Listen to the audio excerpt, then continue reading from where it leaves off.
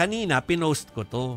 Alin doon? Ang daming reaksyong nakuha. Pinost ko yung listahan. Oh. Ito po yung listahan ng Department of Justice na inilabas po ng 21 personalities na sasailalim sa case build-up ng National Prosecution Service kaugnay sa umunoy katiwalian sa mga flood control projects ng Department of Public Works and Highways. Kabilang po sa mga pinangalanan dyan, Sina Representative Zaldico, Senator Chis Escudero, Senador Joel Villanueva, Senador Jingo Estrada, dating Senador Bong Revilla, at iba pa po mga opisyal. Mahaba yung listahan, mga kapatid.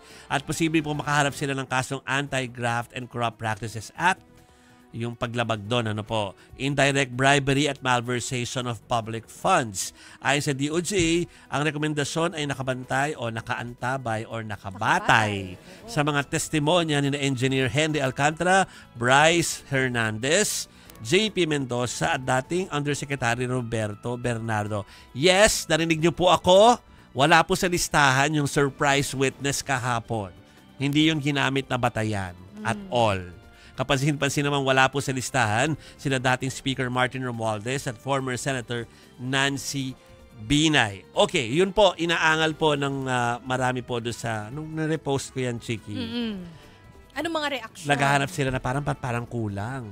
Asan yung mga ibang na-mention? I think, syempre, dahil ito'y kaso na, mukhang kailangan mo ng mas matibay-tibay na link for you to, to be included in the list.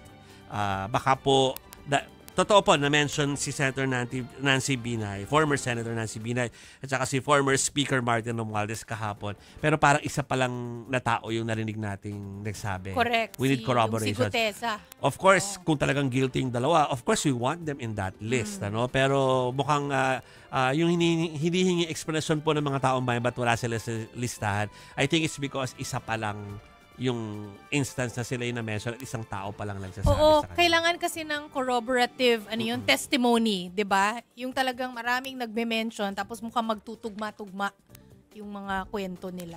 Okay, teka muna. Tignan ko lang kani-kanino, kita nyo yung DOJ move na yon nakabatay sa mga testimonya ni na Alcantara, Hernandez, Mendoza at Bernardo. Teka muna, ba't wala nga? Well, alam na natin kung ba't wala yung isa, yung surprise witness na i-discuss natin mamaya. Pero yung mga diskaya, wala dito. Kahit na sa WP, kahit na sila ay binigyan ng protection. Hindi WPP, kundi protection lang.